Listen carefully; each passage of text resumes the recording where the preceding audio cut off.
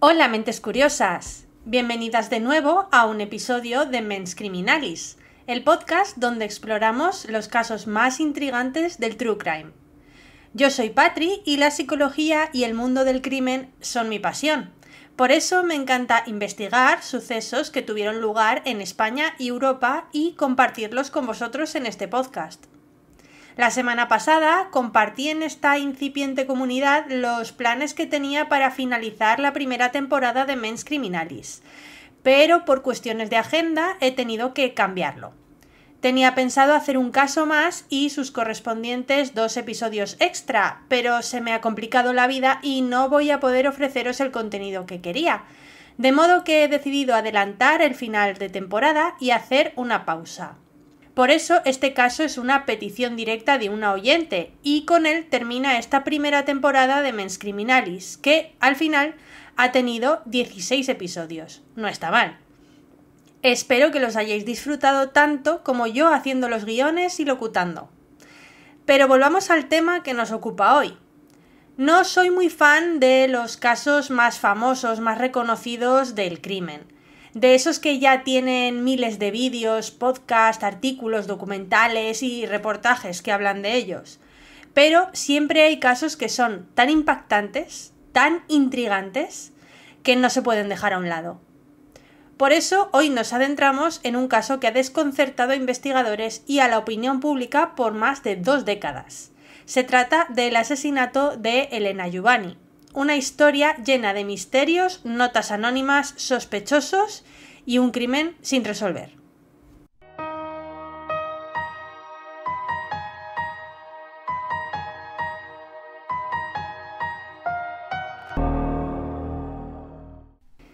Elena Juvany era una joven de 27 años, bibliotecaria de profesión y amante de la literatura. Nació en Mataró, España, y desde joven demostró una gran pasión por la lectura y la escritura. Trabajaba en la biblioteca de Sentmenat y era una persona sociable y activa.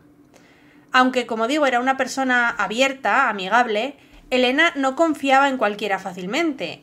Le gustaba escuchar más que hablar y era observadora. Sus amigos cercanos la describían como alguien inteligente, con un gran sentido del humor y con un pensamiento crítico bien desarrollado. Es decir, no se dejaba engañar por cualquiera, no era una chica que fuera fácil de manipular. Además de la literatura, Elena disfrutaba del senderismo y de la naturaleza. Le encantaba explorar nuevos lugares y participar en actividades de montaña. Por eso, en el año 2001 se unió a las actividades de la Unión Excursionista de Sabadell, un grupo de senderismo donde conoció a varias personas con las que compartía intereses. Pero no todos los conocidos en este grupo le generaron confianza. Se dice que en sus últimos meses de vida empezó a sentirse incómoda con ciertos integrantes de este grupo, aunque nunca expresó abiertamente el porqué ni se dijo exactamente en quién no confiaba o quién le resultaba raro. El 17 de septiembre de 2001, Elena recibió una nota anónima en su casa situada en la calle Francesc Layret de Sabadell. Esta nota iba acompañada de una horchata. Este detalle es importante ya que la horchata era su bebida favorita y por lo tanto el remitente lo más seguro es que fuera una persona que la conocía bastante bien. La nota estaba escrita con una caligrafía extraña, como si alguien hubiese intentado imitar la escritura de un niño, con letras más grandes, letras más pequeñas, demasiado espaciado entre medias, y el mensaje se percibía como en un tono juguetón, como si tratara de hacer una broma o fuese un juego entre amigos. Decía lo siguiente: Elena, sorpresa, pasábamos por aquí y hemos dicho, a ver qué se explica Elena. Somos 3 interrogantes. Te llamaremos. A comérselo todo. Elena, extrañada, pero sin mayor preocupación, lo comentó en su círculo cercano, pero no le dio demasiada importancia. No se sabe si llegó a beber la horchata, pero sí se pudo concluir que la horchata contenía benzodiazepinas, es decir, una droga tranquilizante. Semanas después, en noviembre, recibió una segunda nota. Esta vez el mensaje parecía más personal y de nuevo venía con una bebida, con un zumo de melocotón en este caso. La nota, tanto visualmente como de contenido, parecía menos infantil, más seria, y también era más larga. Decía lo siguiente: Elena, ante todo, esperamos que te tomes esto con el mismo sentido del humor que nosotros. A la tercera revelaremos el misterio. Muy seguro te echarás unas risas. Nos gustaría mucho volver a coincidir en una excursión de la UES, la Unión Excursionista de Sabadell. Ya lo hablaremos. Ahora vamos a ver si encontramos un lugar bueno, bonito y barato en Sabadell para perfeccionar el inglés. Ah, buen provecho. No nos hagas un feo, ¿eh? En la tercera ya nos invitarás tú, sin duda. Besos. Esta vez Elena sí se bebió el zumo y al hacerlo se sintió físicamente mal. También confundida y asustada, de modo que decidió encargar el análisis de la botella de zumo que se había bebido. El resultado fue que el zumo contenía efectivamente benzodiazepinas, que como digo son un potente ansiolítico que tiene efectos tranquilizantes y somníferos. Con el paso de los días, Elena comenzó a sentirse inquieta por su descubrimiento. Comentó con algunos amigos que le preocupaban estos mensajes y que sentía que alguien la estaba vigilando. Sus compañeras de biblioteca también empezaron a notar cómo cambiaba su carácter, se volvía más vigilante, más retraída y probablemente tenía miedo. Parecía haber algo perturbador en la existencia de esas notas, como si un hilo invisible la estuviera arrastrando a una trampa. Pero ni ella ni su entorno podían imaginar entonces que este temor estaba completamente justificado.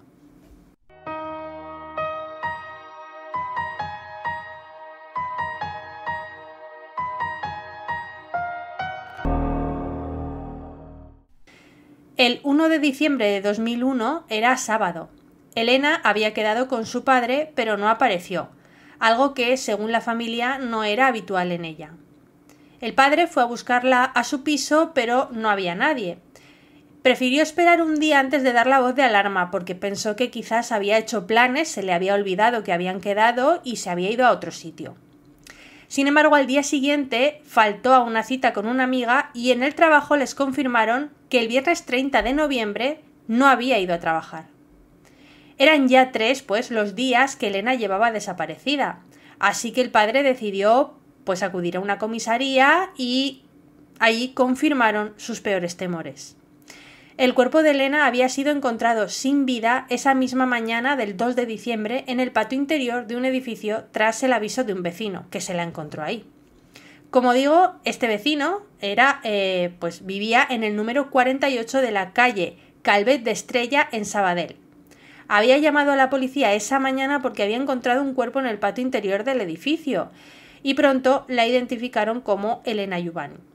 El escenario debía ser escalofriante. Elena estaba completamente desnuda, con quemaduras parciales en diferentes partes del cuerpo y todo apuntaba a que había sido arrojada desde la azotea del edificio, lo que había causado un gran golpe en la cabeza que le había deformado la cara. En la terraza se encontró su ropa, con la ropa interior también quemada, por cierto. Tuvo que pasar un tiempo hasta que obtuvieron los datos de la autopsia y revelaron lo siguiente. Elena había ingerido grandes dosis de benzodiazepinas antes de morir, unas 35 veces la cantidad normal para un adulto. Y no parecía que lo hubiese hecho ella misma para acabar con su vida, lo que indicaba que había sido drogada por otra persona. Otros indicios que descartaban el suicidio, aparte de la desnudez, es que los investigadores determinaron que no había signos de lucha evidente, que probablemente ya estaba inconsciente antes de la caída también porque no había puesto las manos delante, que es lo que suelen hacer los suicidas. De hecho, el cuerpo además se calculó que había caído pegado a la pared, es decir, que no hubo impulso, por lo que no saltó, alguien la tiró. La verdadera pregunta, sin embargo, era ¿quién la llevó hasta allí, hasta ese edificio? ¿Cómo llegó Elena a ese lugar? ¿Quién quería ver a Elena muerta? Era otra pregunta que todo el mundo se hacía. Y sobre todo, ¿por qué? ¿Por qué querían matarla? Cuando la policía registró el apartamento de Elena, enseguida encontraron las notas que había estado recibiendo. No estaban escondidas, estaban encima de la encimera de la cocina en una cesta de mimbre. Supieron por su entorno el malestar que le habían generado estas notas en los meses previos a la muerte, de modo que se convirtieron en la primera pista. fue la segunda nota la que llevó a los investigadores hacia 5 personas que terminaron siendo los principales sospechosos del crimen: Montserrat Careta, Ana E., Xavi Jiménez, Jaume S. y Santiago La Iglesia. Algunos apellidos no se conocen porque en los medios que he consultado solo salían las iniciales. En concreto, Montse Careta era la que vivía en el número 48 de la calle Calvet de Estrella, donde fue encontrada Elena muerta, así que, como es lógico, fue la primera detenida. En su casa encontraron medicamentos, como el Noctamid, que es un somnífero igual al que se encontró en la sangre de la joven fallecida. También encontraron cerillas del mismo tipo que las que había en la azotea y que se usaron para quemar a Elena y su ropa. Lo siguiente que se hizo, por orden judicial, fue comparar las caligrafías de las 2 mujeres sospechosas, ya que dedujeron o determinaron que la letra de las notas era una letra femenina. Se determinó que ambas podían haber sido las autoras de las notas, así que ambas, Ana y Montse, terminaron en prisión provisional. De los chicos, nada. Sin embargo, por falta de pruebas contundentes contra Ana E., esta fue liberada enseguida. Sin embargo, Montse se quedó en la cárcel y pasó algo que dio un giro brutal al caso. Montserrat se suicidó en prisión el 8 de mayo de 2002. Dejó una nota en su celda en la que aseguraba que era inocente y que ella no había sido la autora material. Es una curiosa elección de palabras. Esto nos lleva a asumir que, aunque pudo no haber hecho nada físicamente, es posible que sí supiera algo. Aunque fuese cómplice por ocultación de información, Montse estaba implicada, pero ya nunca se sabría en qué medida, pues con su muerte esta línea de investigación se extinguió. También se interrogó a los 3 hombres, Xavi, Jaume y Santiago. Todos ellos dieron coartadas para el momento del crimen, que a pesar de que tenían contradicciones, al principio se dieron por válidas. De hecho, se hizo un careo entre Xavi y Jaume para ver si se desacreditaban mutuamente, pero sucedió al contrario. Se pusieron de acuerdo y lograron convencer al juez. Además, la pericial caligráfica se hizo, ahora sí, con la caligrafía de los hombres, pero no fue concluyente, aunque otras fuentes aseguran que las notas las escribió Xavi. Sin embargo, aunque lo hubiera hecho, su implicación en el caso podría haberse limitado a escribir unas notas que podían parecer una broma y no tener nada que ver en el posterior asesinato. Esta podría haber sido su defensa. Por otra parte, las sospechas comenzaron en este momento a recaer más sobre Santiago La Iglesia, cuya coartada, además, fue desmontada. Santiago resultó ser la pareja de Montserrat en aquellas fechas y vivía con ella en el momento del crimen en el edificio donde fue encontrada Elena, por lo que había muchos motivos para vincularlo directamente con el crimen junto a Montserrat, aunque ella ya no estuviera viva. Por desgracia, no había pruebas concluyentes que situasen a Santiago en el piso de la calle Calvet Estrella el día del crimen, ni tampoco un móvil, ni evidencias físicas como ADN. No había nada lo bastante importante como para condenar a Santiago, así que en octubre de 2005 el caso se archivó por falta de pruebas. La familia de Elena y diversas organizaciones continuaron pidiendo justicia, pero sin pruebas concretas el caso se quedó en una especie de limbo judicial. Por otra parte, a lo largo de los años desde el crimen, han surgido muchas voces, muchos testimonios que no se tuvieron en cuenta en primera investigación o que no existían, no se dieron entonces. Algunos de ellos apuntan a otros sospechosos o al menos implicados que podrían tener información relevante. Uno de ellos era Francesc Macià, el coordinador de la sección Natura de la Unión de Excursionistas de Sabadell.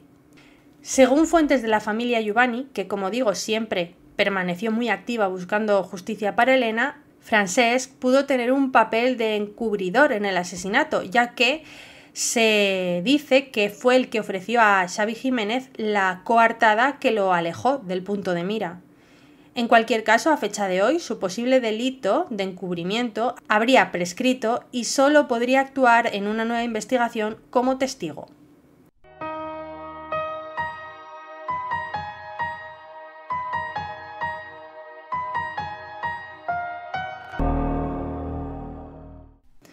Durante años la familia de Elena ha estado luchando, como digo, para que se siga investigando, sobre todo teniendo en cuenta que pendía sobre el caso la amenaza de que el crimen terminara prescribiendo. En España, el delito de asesinato prescribía a los 20 años en el momento en que se cometió el crimen de Elena Juvany, en el 2001. Esto significaba que, en principio, el caso habría prescrito en diciembre de 2021. Sin embargo, con la reforma del Código Penal en 2015, los asesinatos, los crímenes con pena máxima, es decir, la permanente revisable o al menos 25 años de prisión, pasaron a tener un plazo de prescripción de 25 años. Esto extendería la prescripción del caso Juvany hasta 2026. Pero no solo los Juvany han estado luchando para resolver el caso. La familia de la fallecida Montserrat Careta, presunta autora de los hechos o coautora, consideran que el autor o autores del asesinato continúan libres. De hecho, siempre han considerado a Santiago la Iglesia como principal culpable del crimen, ya que, según ellos, también dormía casi siempre en el mismo edificio donde ocurrieron los hechos y tenía las llaves del domicilio de Montse. Sin mencionar que ella, Montse, era demasiado pequeña para haber lanzado a Elena por la terraza.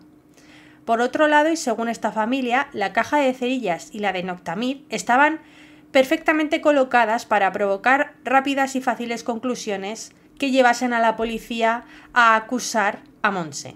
Vamos, que según ellos todo eran pruebas fabricadas para inculpar a su familiar. En cualquier caso, todo ello, como he dicho antes, eran meros indicios y no pruebas que se sustentasen para una acusación formal contra Santiago la Iglesia. Desde el sobreseimiento del caso, como digo, en 2005, la investigación no ha estado activa, pero eso no significa que el caso haya estado olvidado. El misterioso caso de Elena Juvany ha protagonizado infinidad de documentales, artículos, podcasts y, me atrevería a decir, que conversaciones cotidianas incluso. Investigadores independientes también han intentado esclarecer el caso. Por ejemplo, en 2017, 2 estudiantes de periodismo publicaron una cronología exhaustiva con la que pretendían poner la información en claro para ayudar a una posible nueva investigación. Y en 2018 se publicó un estudio lingüístico donde se descarta que los anónimos fueran escritos por Montse Careta. Finalmente, en 2020, un hallazgo inesperado cambió de nuevo el rumbo de la investigación. Gracias a los avances en la tecnología forense, se analizaron nuevamente algunas pruebas recogidas en 2001 y se descubrió la presencia de ADN en la ropa de Elena, concretamente en un jersey. Con la esperanza de que este ADN perteneciera a alguno de los sospechosos, se autorizó la reapertura del caso. Hemos hablado antes de la prescripción, de la fecha de prescripción del caso, que actualmente es 2026, pero si se consiguen nuevas pruebas contundentes, se puede llegar a imputar a un sospechoso y en ese caso este plazo de prescripción se podría suspender o interrumpir, dependiendo de la interpretación judicial. Dado que se ha encontrado ADN en la ropa de Elena, esto podría ser clave para evitar que este caso acabe en nada. Y en relación a esto, seguro que todos nos estamos preguntando, ¿es ese ADN de Santiago la Iglesia o de Xavi Jiménez? Al principio, en 2023, desde el juzgado que había autorizado la reapertura del caso, se comunicó que las pruebas habían sido negativas y que por tanto el ADN no pertenecía a la Iglesia. No se dijo nada acerca de Xavi Jiménez.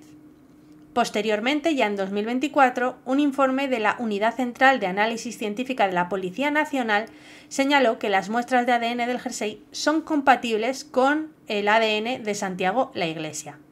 Específicamente, el informe dice que, cito, es 24 veces más probable que el ADN encontrado en el jersey sea de Santiago la Iglesia que no lo sea. Pero esto no está demostrado al 100%. Este hallazgo, sin embargo, refuerza la hipótesis de la implicación de Santiago la Iglesia en este crimen.